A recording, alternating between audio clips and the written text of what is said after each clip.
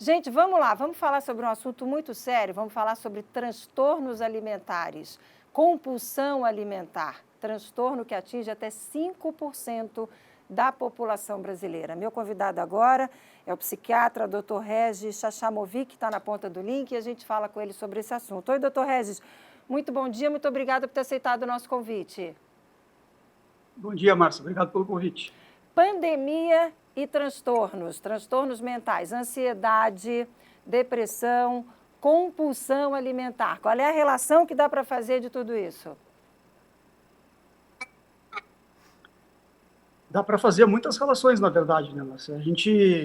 A pandemia, a gente pode imaginar como um catalisador de alguns fenômenos que já vem acontecendo há bastante tempo.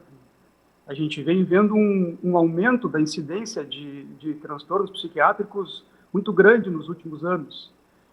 E essa é uma tendência que tem cada vez mais se intensificado. Então, a gente tem, por exemplo, dados dos últimos 15 a 20 anos de aumento de 15 a 20% nos casos de depressão e ansiedade. E esses são dados do Brasil.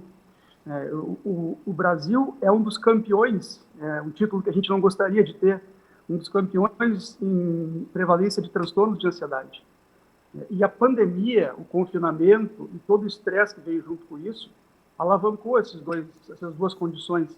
E os transtornos alimentares, eles, de certa maneira, são puxados por isso também, porque a gente sabe que tem muita relação entre ansiedade, depressão e transtornos alimentares, né? Como tu disse, as estimativas da OMS são de que quase 5% da população do Brasil tem algum transtorno alimentar, e o transtorno de compulsão alimentar é muito prevalente, assim, está sendo cada vez mais prevalente. Agora, doutor Regis, qual é o limite entre comer demais e comer compulsivamente? É diferente uma coisa da outra? O que é? Como é que a gente identifica, como é que a gente faz o diagnóstico de um transtorno de compulsão alimentar?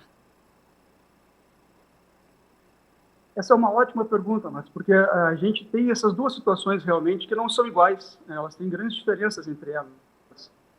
E o termo compulsão tem ficado cada vez mais usado, assim, de forma coloquial. E quando isso acontece, a gente acaba usando de uma maneira diferente da maneira científica, por assim dizer. Então, a compulsão alimentar, como a gente entende no meio da saúde mental, são aquelas pessoas que têm episódios de um intervalo curto de tempo, 1, 2 horas, em que ela come uma quantidade enorme de comida, até se sentir estufada, até sentir que não aguenta mais, e isso vem de uma maneira rápida, ela come rápido, e vem junto com sensação de vergonha, de culpa, então ela come escondida no quarto, não come na frente das pessoas, e isso acontece de forma recorrente. Então, isso é o que a gente, no meio médico de saúde mental, chama de compulsão alimentar. O que muitas pessoas chamam de compulsão é o que a gente pode chamar de uma relação disfuncional com a comida. Então, por exemplo, aquela pessoa que diz, eu tenho compulsão por chocolate. Então, ela não consegue comer um pouquinho de chocolate, ela come uma barra inteira, ou 2 barras inteiras, numa sentada. Isso é diferente da compulsão, como a gente estava falando antes, né? Essa pessoa tem uma relação disfuncional, ela tem uma perda de controle em relação à comida, e aí são determinados tipos de comida. Na compulsão alimentar, o que a gente vê é que ela pode ser desencadeada por um tipo específico de comida, que são aquelas comidas que a gente chama de hiperpalatáveis. Quer dizer, com um sabor artificialmente bom, a combinação do açúcar com a gordura, o chocolate, o croissant, coisas desse tipo. Depois que ela inicia esse episódio de compulsão, ela come quase literalmente o que tiver em casa. Tem pessoas que comem arroz congelado, por exemplo, porque elas estão completamente fora de controle nessa situação. O que se chama de compulsão por chocolate, por exemplo, é uma perda de controle específica com um tipo de comida. São situações, as duas merecem atenção, mas elas têm essas diferenças. E as duas têm tratamento? As duas têm tratamento. São tratamentos um pouco diferentes, mas tem algumas semelhanças. Por exemplo, uma coisa importante de a gente sempre tentar pesquisar é se tem algo na base disso que está intensificando ou desencadeando. Por exemplo, a gente começou falando sobre ansiedade e depressão, que são comorbidades muito frequentes. Nessa relação disfuncional com a comida, a ansiedade é altamente prevalente. No transtorno de compulsão alimentar também tem um índice de comorbidade muito grande. Então, prestar atenção para as comorbidades é um aspecto importante. Da mesma forma, a gente tentar Por exemplo, no caso da compulsão alimentar, é muito comum as pessoas dizerem que esse é o maior prazer que elas têm no dia a dia. Então, tentar entender que outras fontes de satisfação ela pode colocar no lugar daquilo é algo extremamente importante. Então, aí tem o papel da psicoterapia e o papel da nutrição, o papel da intervenção alimentar a gente pode pensar de várias maneiras. Uma importante é providenciar uma alimentação rica em nutrientes para que a pessoa diminua as urgências da compulsão. Então, ela ter uma nutrição adequada ao longo do dia, para que ela não chegue, por exemplo, no fim do dia, já com muita fome, já com pouca saciedade, e isso aumenta muito o episódio de compulsão. Então o senhor está dizendo... Então, privilegiar uma alimentação rica e Está ruim o áudio, gente. Vocês estão ouvindo? Doutor, o senhor está me ouvindo, doutor Regis?